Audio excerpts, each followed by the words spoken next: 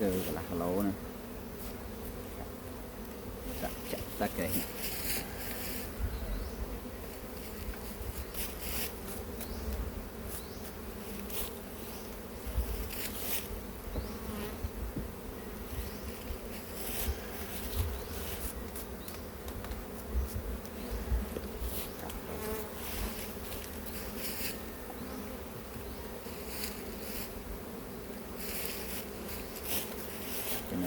Facebook nhóm cái Facebook ấy account Facebook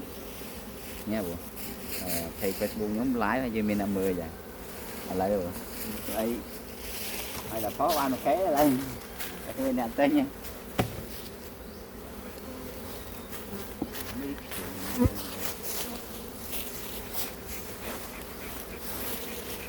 các bạn hồi chi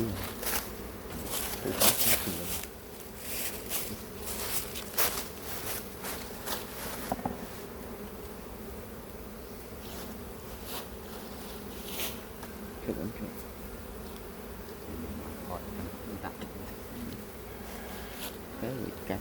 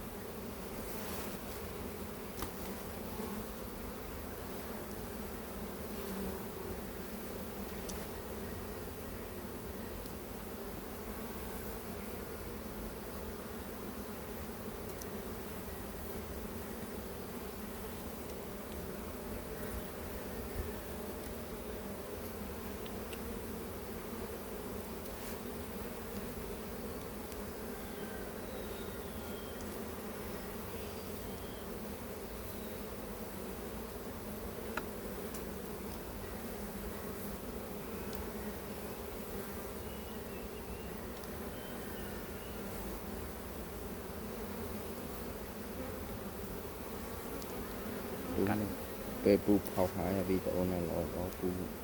giờ tôi cắt cái crop về đặt xong còn ấy hai cái thoát bán